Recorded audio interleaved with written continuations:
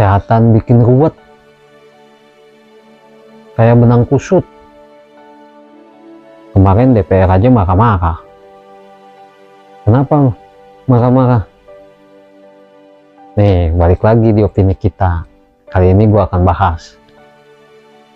Nah, kemarin anggota DPR mengundang rapat Kementerian Kesehatan, Kemensos, terus Dukcapil, BPJS Kesehatan. Ya, tujuannya apa? Meminta memaparkan terkait bantuan kesehatan atau PBI bagi masyarakat yang tidak mampu yang dinonaktifkan. Nah,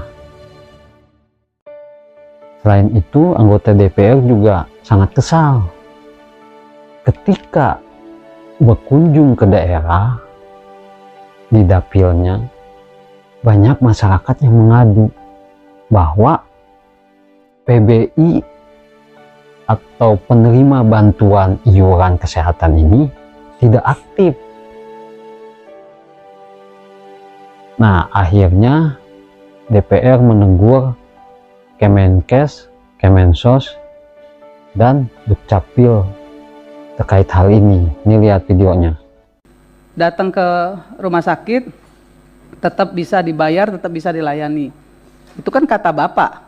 Kata rumah sakit enggak terima rumah sakit, Pak. Begitu juga Pak Menkes. Jangan asal ngomong juga bahwa sudah memberikan surat edaran. Bapak memberikan surat edaran, tapi faktanya rumah sakit itu enggak menindaklanjuti surat edaran itu. Siapa yang melakukan kontrol? Siapa yang Bapak minta untuk melakukan kontrol ketika rumah sakit tidak melayani? Yang dinonaktifkan, masyarakat yang dinonaktifkan itu tidak bisa dilayani oleh rumah sakit. Kami di Dapil yang mendapatkan laporan itu. Bu Irma, saya katanya bisa 3 bulan. Ini saya ke rumah sakit nggak bisa, nggak dilayani oleh rumah sakit. Terus yang melakukan kontrol siapa? Itu harus dijawab loh oleh Kementerian Kesehatan. Emang soal kesehatan gratis itu sangat mumet. Udah dari dulu kayak benang kusut sama kabel kusut. Yang ditarik kusut lagi. Nah, oleh karena itu pemerintah Prabowo ini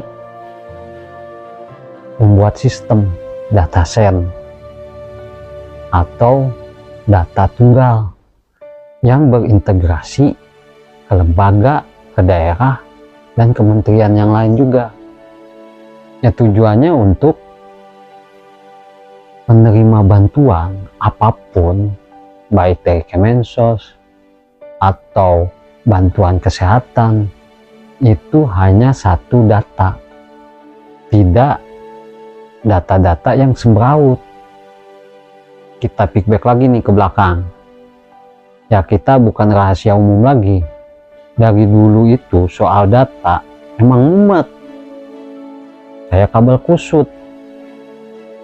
Kemensos punya data, Kemenkes punya data, Dinkes punya data, Dukcapil punya data, BPS punya data. Loh, mumet kan? Nah, mudah-mudahan dengan data sen ini lebih efektif. Selain itu, kenapa penyebab PBI yang kesehatan gratis ini bagi masyarakat yang nggak mampu nonaktif? Kemenkes dan Kemensos menjelaskan karena pembaharuan data. Kenapa? Karena banyak orang yang mampu mendapatkan kesehatan gratis. Nah, ini masalahnya. Kementerian Kesehatan mengatakan ada sebagian masyarakat yang mampu ternyata mendapatkan kesehatan gratis. Nah, ini yang jadi persoalan. yang kita pertanyakan jadi agak aneh tapi nyata. Yang mampu mendapatkan kesehatan gratis, yang nggak mampu tidak mendapatkan.